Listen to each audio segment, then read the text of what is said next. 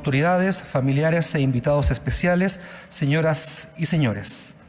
Esta audiencia pública tiene por objeto que la Corte Suprema, reunida en pleno, rinda homenaje al ministro y expresidente de este tribunal, señor Hugo Dolmech Urra, con motivo del cese de sus funciones.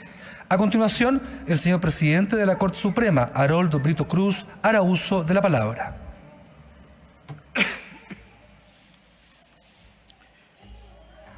Señoras ministras y señores ministros de la Corte Suprema, señora fiscal, apreciados invitados, señora presidenta del Tribunal Constitucional, señor ministro de Justicia, señores ex ministros de esta Corte, juezas y jueces, ministros, a todos un agradecimiento muy especial por haber aceptado nuestra invitación afectuosa para despedir al ministro Hugo Dolmech al cese de sus funciones.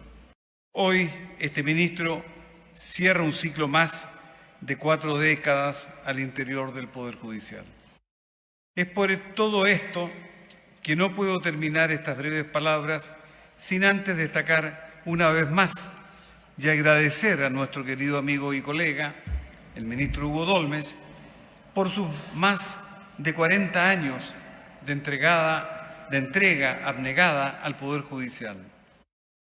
Todos, con ocasión de su retiro, expresamos nuestros mayores deseos de éxito junto a Ruth, su esposa, sus hijas y sus nietos.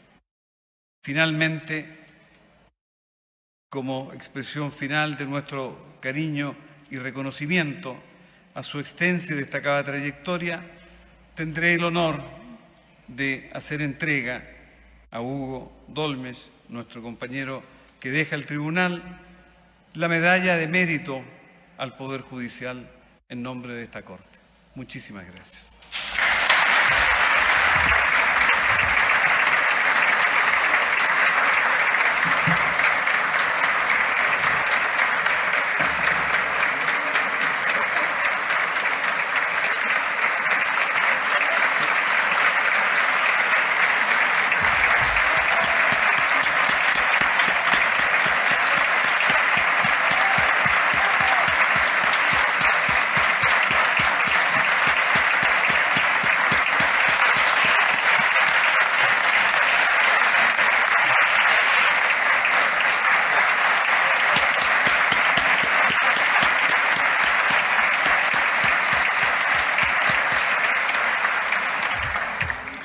A continuación, el señor secretario del Tribunal, Jorge Sáez Martín, hará entrega de un ramo de flores a la señora Ruth Ulloa Neira de Dolmech.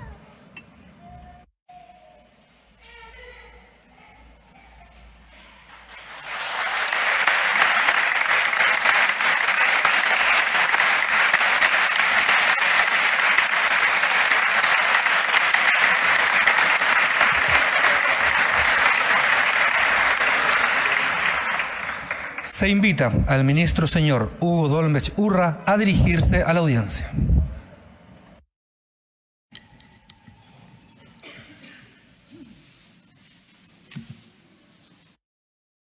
Señor presidente de la excelentísima Corte Suprema, señoras y señores ministros de este tribunal y señora fiscala del mismo, señor fiscal nacional del Ministerio Público, señora presidenta del Tribunal Constitucional, señor ministro de Justicia, señores exministros de esta Corte Suprema, señor defensor nacional, señor director de la Corporación Administrativa del Poder Judicial, señor director de la Academia Judicial, señora presidenta del Consejo de Defensa del Estado, señoras y señores ministros, relatores, jueces y en general funcionarios de todos los escalafones del Poder Judicial, la Corporación Administrativa y el Departamento de Bienestar que asisten a este acto.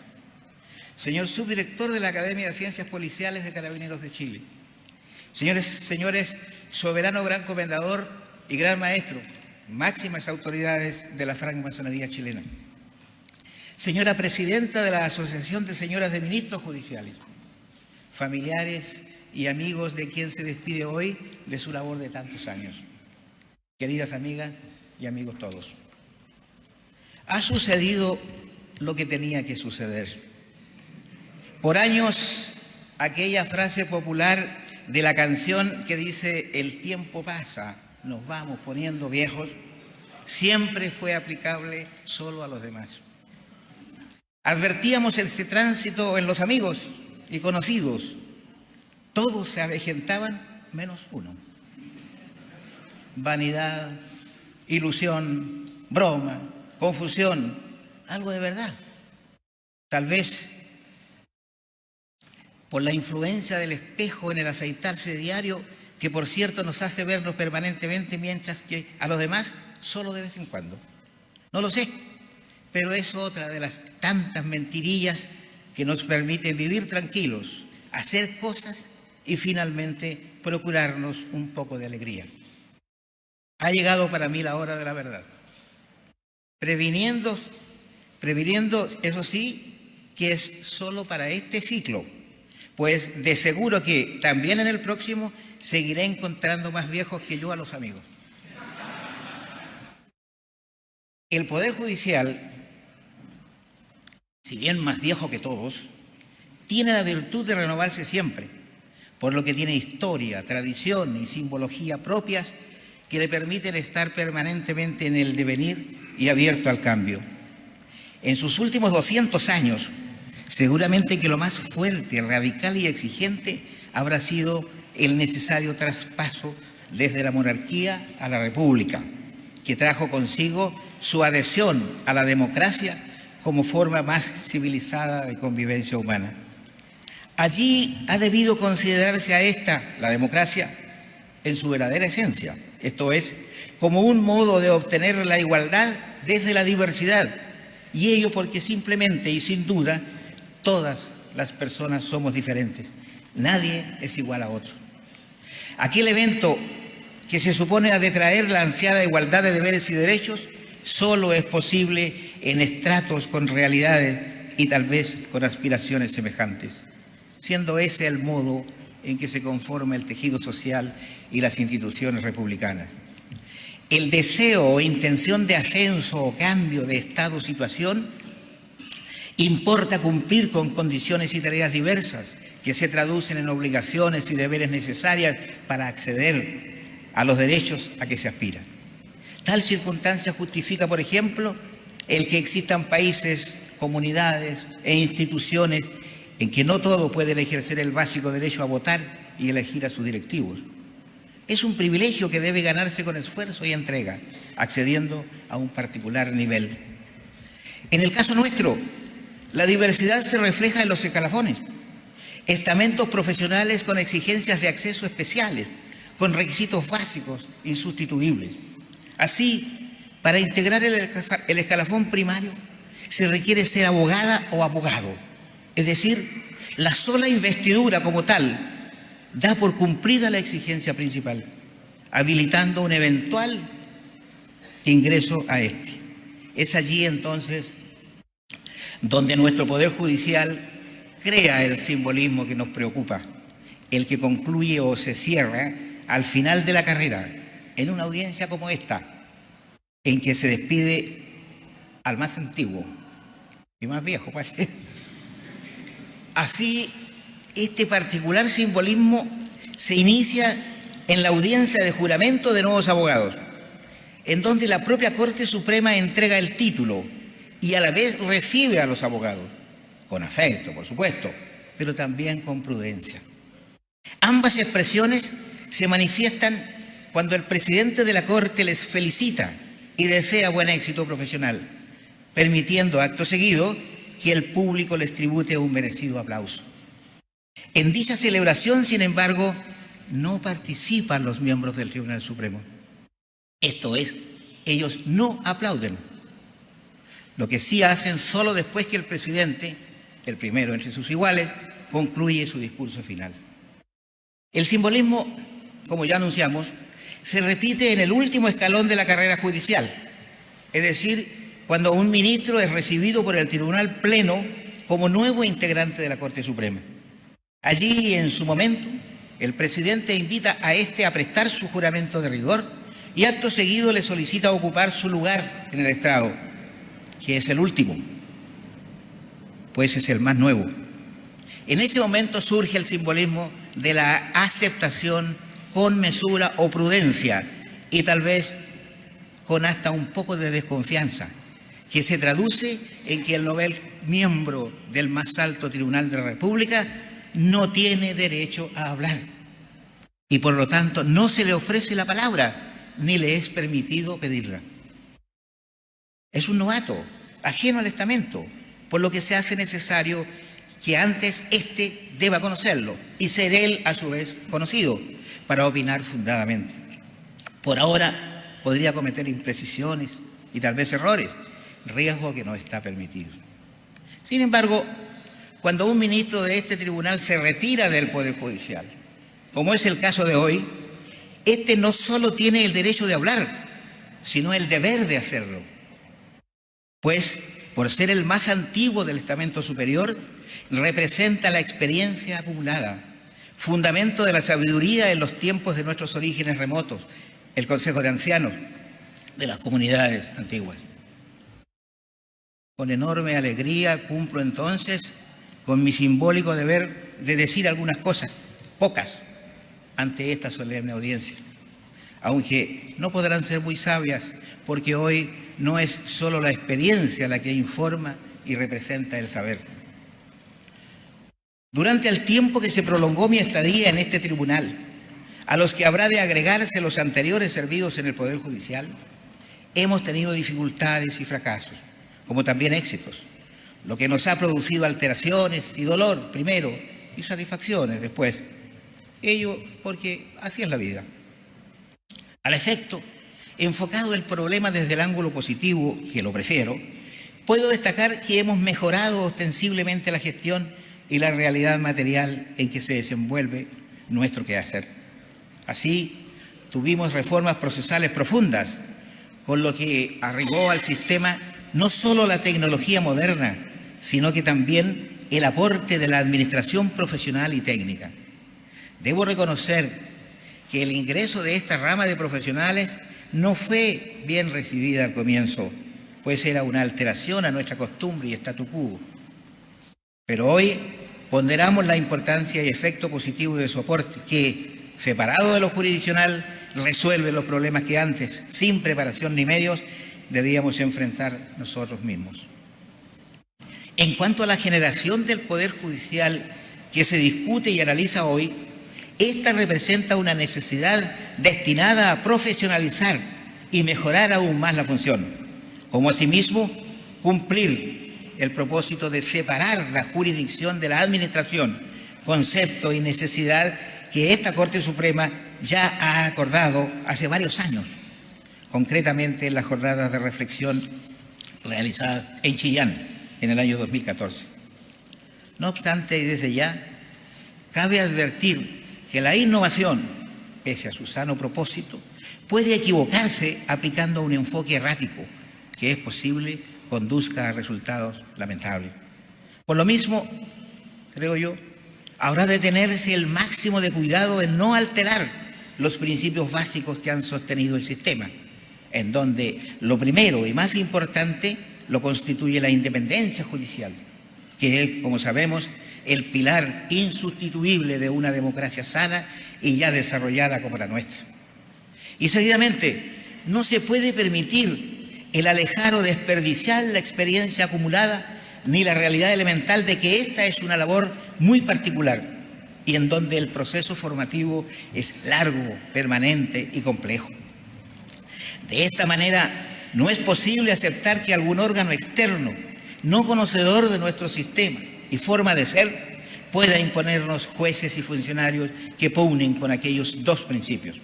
Así, a mi juicio, sería un gran error establecer un Consejo Nacional de la Magistratura, órgano externo y dependiente de los vaivenes políticos del país, como ha quedado demostrado por la experiencia internacional. O simplemente crear otro organismo, también externo, que desconozca e ignore nuestra institucionalidad e idiosincrasia de casi 200 años. Lo mismo, creo, sucedería si se impone una fórmula interna para el nombramiento y calificación, es decir, que los jueces y demás funcionarios sean nombrados por nosotros mismos, esto es, se establezca un sistema de autogeneración. Tanto la designación externa, con tendencias cambiantes conforme a la política imperante, como las tendencias permanentes, cuál sería el criterio judicial, son igualmente nefastas para un sistema que requiere diversidad, profesionalismo, calidad y experiencia. Por eso es que a lo mejor, digo yo nomás también, manteniendo la idea central de que en la generación judicial participe la institucionalidad del país, esto es, los tres poderes del Estado, se piense, por ejemplo, en eximir al Poder Judicial de la propuesta y nombramiento de los miembros del escalafón secundario, por cierto que también de su control posterior, pero manteniendo capacidad de propuesta para el escalafón primario y recayendo la facultad de nombramiento en el Ejecutivo, con ratificación del Senado en el caso de los ministros supremos, como es ahora. Pero procedería a dejarnos la propuesta y nombramiento para el escalafón de empleados, pues es allí donde se requiere conocer a la gente y premiar la experiencia en estas materias, que, como se dijo, son particulares. Es útil recordar también que participamos de la idea de que habrá de preferirse los méritos intelectuales y académicos de los postulantes, pero sin despreciar la experiencia y la capacidad para desempeñar funciones tan especiales como las que rodean la labor jurisdiccional.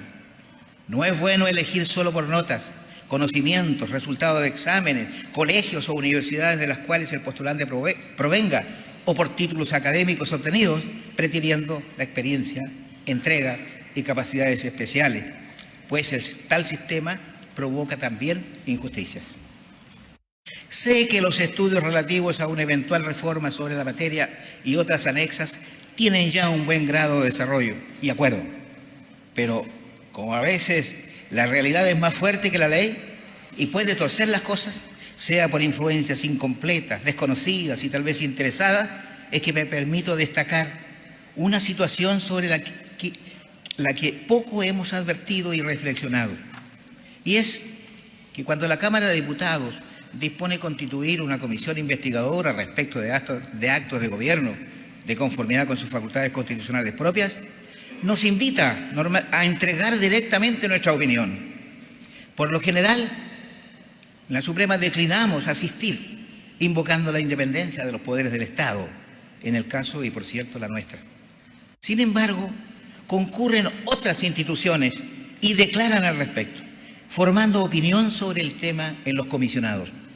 Así, por ejemplo, en las conclusiones y propuestas de una de estas últimas comisiones investigadoras, se deja establecido como tal que los jueces, durante su carrera profesional, al dictar sentencia u otras resoluciones, cuidan estar de acuerdo con la idea de sus superiores, por muy justa que les parezca la suya. Y todo porque el órgano que revisa la decisión es el mismo que gobierna su carrera. Esta opinión, por cierto equivocada y contraria a la verdad, no pertenece a la Corte Suprema ni a los órganos legislativos, pero el peligro está en que ésta puede constituir una convicción o un prejuicio y ser capaz eventualmente de influir en alguna determinación legislativa. Sería bueno entonces que nosotros, la Corte Suprema, revisemos aquella determinación de no aceptar la invitación, tesis que yo compartí casi siempre, ¿eh? Es decir, no ir. Pero creo que es bueno aceptar tratando de evitar algún tipo de alteración. Sé muy bien, y cómo no saberlo, mis queridos amigos judiciales, que nuestra labor es dura y muchas veces ingrata, que está plagada de desafíos y sus resultados jamás conforman a todos. Y es, quieras o no, la justicia quien en definitiva deberá alzar su voz final con la esperanza que será capaz de imponer la verdad y la paz social. Percibo, como toda la población, que los últimos acontecimientos sociales en nuestro país nos plantean un reto descomunal, de carácter histórico, y que exige enfrentarlo de inmediato con convicción, equilibrio y mesura. Conjuntamente con los organismos públicos de investigación y de defensa, ustedes, colegas, deberán llegar a conocer verdades hasta ahora desconocidas y habrán de saber distinguir en ellas entre lo que es ejercer el legítimo derecho a la protesta y el vandalismo común, como asimismo entre el deber de imponer el orden público y el abuso de la fuerza para tomar la adecuada decisión. Esta labor exige, en primer lugar, estar lo más libre de perjuicios que sea posible, esto es, sin verdades anticipadas que casi siempre tienen matices ideológicos. Paciencia infinita, dedicación, respeto a la persona humana y sobre todo una equilibrada sabiduría. Todos sabemos la importancia que en el devenir de la vida de todos los chilenos tienen estos hechos, ya que el Estado de Derecho y la democracia aparecen amenazados y es deber de todos defenderlos a ultranza. Fuerza, colegas ministros y colegas jueces, confío y confiamos en ustedes. Ahora, en cuanto a lo personal, y excúseme que haga referencia a ello, pero no puedo evitarlo en esta instancia tan trascendental de balance de mi vida profesional funcionaria. En síntesis, y con la mayor sinceridad y certeza, puedo decirles que me voy satisfecho y contento con lo que he podido hacer. Satisfecho porque siempre actué por convicción, previo análisis de las normas legales correspondientes y los dictados de mi conciencia, la que pretendo estar sostenida por principios humanistas indelebles. Ello trae consigo ahora la tranquilidad del deber cumplido, equilibrio que me permitió aceptar humildemente las satisfacciones y alegrías, como también los dolores y las frustraciones propias del cargo. En tales condiciones, la aplicación de la ley y los principios del derecho nos trajo la satisfacción de haber podido colaborar con cierta eficacia en las causas sobre derechos humanos, en que se permitió aclarar gran parte de la verdad sobre lo sucedido en nuestro país durante el periodo de quiebre institucional. Y por la otra, sufrir la acusación constitucional de que fuimos objeto, por adoptar, se dijo, una posición favorable a quienes supuestamente no lo merecían, pero que en mi criterio de juez solo representaba el resultado de la estricta aplicación de las leyes vigentes sobre la materia, todas destinadas al logro de la paz social. En definitiva, por estas y otras razones se rechazó la acusación señalada, dejando, eso sí, amargura familiar.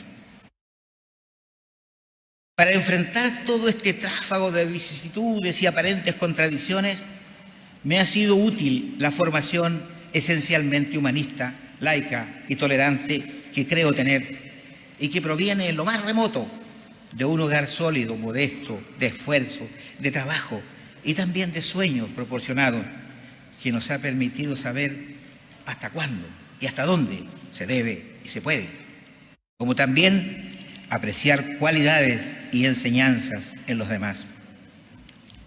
Tal tendencia original fue ratificada en la escuela pública, en donde se practicaba, sin nosotros sabernos, la verdadera democracia, dado que hasta allí llegábamos prácticamente todos los niños del pueblo, pues era casi la única fuente de educación existente. Se nos entregaba así valores indispensables para una convivencia fraterna y respetuosa, de colaboración recíproca, con un sentido natural de la igualdad, con el respeto absoluto a los profesores, sustitutos escolares de nuestros padres. Todo ello fue sellado a fuego después en la escuela normal, que constituyó la fase de formación adolescente y juvenil, y en donde desde el primer día se nos enseñaba que nuestro destino era servir a los demás, pues hay muchos que lo necesitan. Pareciera que, pese a la limitación de contenidos, aprendíamos más por el pretexto y la realidad de tener que ir muy pronto a enseñar. Aquí se viene a estudiar y se sale a servir, se nos imponía casi como un rito. Y así fue que a los 19 años de edad yo era profesor primario normalista en una modesta escuelita cordillerana, en donde el frío, la lluvia, la falta de comida y los ratones eran nuestros asiduos acompañantes. Después, en la juventud, ya más madura, La Universidad de Concepción reiteró todo aquello al recibirlos con los brazos abiertos y su consigna maravillosa: por el desarrollo libre del espíritu, que es una invocación real que se inyecta en el alma. Los valores que se derivan de estas experiencias y vivencias han sido y son sistematizadas, analizadas, enriquecidas y proyectadas por la masonería chilena, a la que he adherido desde joven y con plena convicción. En la época adolescente, que por lo que he visto y veo ahora, pareciera que fue un intervalo breve en la historia patria, se nos preparaba para la vida pública. Y así, un profesor especial o el propio de la asignatura de castellano nos enseñaba los fundamentos de la oratoria, instrumento, decían, eficaz y único para luchar por los valores que se sustentan y que deberían transmitirse a la comunidad. Tal vez de lo poco que allí aprendí y recuerdo es que un viejo profesor nos decía que la oratoria era un arte muy particular y que, dado su campo de acción, no estaba destinado a crear figuras literarias especiales, que para eso estaban los poetas, los escritores en general y los filósofos. Entonces concluía con la siguiente invitación, comillas: nunca tengas miedo a copiar lo que otros ya dijeron y te gustó. Lo importante es saber copiar y saber introducirlo en su discurso. Todo lo importante ya ha sido escrito y solo falta usarlo. Por lo tanto, concluía: y así no fuere, ¿de qué serviría el Quijote y los griegos si todos los citan y nadie los lee? Uno de los ejercicios prácticos de vida solidaria que más he apreciado y humildemente practicado es el de entender y promover el saber dar y el saber recibir. Sobre la materia, nunca he leído una historia de vida más parecida a mi experiencia profesional y a la realidad. Por lo que, obedeciendo a mi viejo profesor de oratoria, a continuación, sin complejos, lo leeré. Se trata de parte del discurso de agradecimiento que una profesora de castellano, doña Elena Martínez Chacón, pronunció al momento de serle discernida la condecoración al mérito Amanda Labarca en el año 1982. Esta distinción fue instituida en 1976 por la Universidad de Chile para realzar la personalidad y la obra de la mujer universitaria. La historia dice así, comillas: toda mi vida personal y profesional ha sido un hermoso aprendizaje del dar y el recibir. La primera lección que recuerdo es muy antigua. Yo era niña pequeña. Mi casa tenía un huerto en el que mi padre sembraba su nostalgia valenciana en limoneros, olivos y naranjos. Sin saberlo, también sembraba aromas y abejas. Y en octubre, cuando la primavera veleidosa ponía su lluvia de invierno sobre azahares y zumbidos, mi madre se levantaba muy al alba y recorría los cercos de los árboles. Buscaba el nido deshecho y el gorrioncillo nuevo al que el agua había cercenado el impulso del vuelo.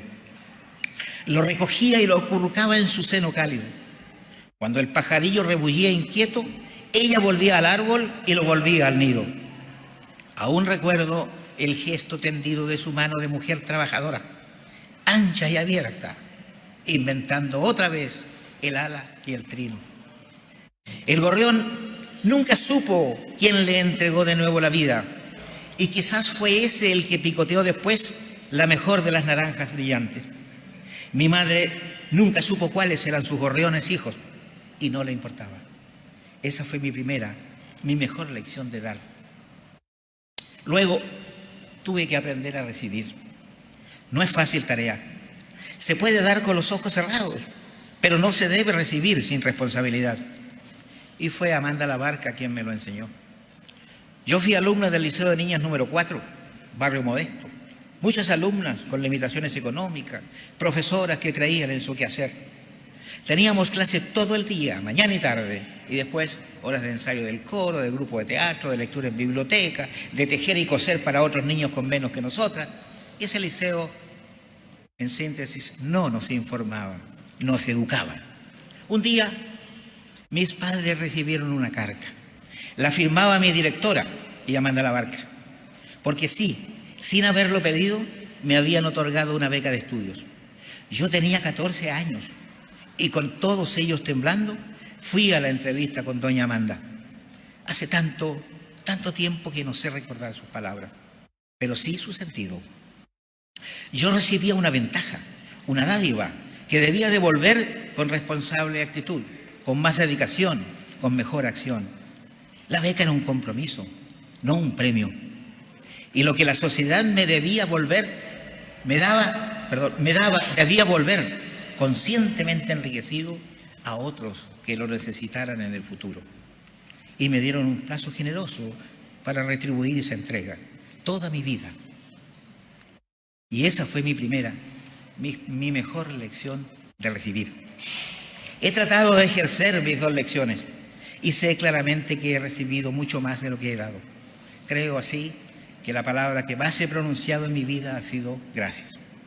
Y aquí estoy, en eso, diciendo esa palabra pura y honda, significando en algunas etapas lo que me ha sido dado con mayor impronta indeleble. Por ejemplo, ese liceo que me formó con un claro sentido de servicio, que me dijo durante 10 años que no vale tanto entregar cuando se tiene mucho, ni vale hacerlo con firma y fotografía, y que aquellos a quienes servimos no pueden ser esclavos de la gratitud, sino como esos gorriones, libres, con autonomía de vuelo, con nombre olvidado de inmediato. Cierro comillas, hasta ahí la cita. Mi contexto y entorno físico, por cierto, que no es el mismo. Claramente yo no estudié en el Liceo Niña, pero su contenido es casi el mismo.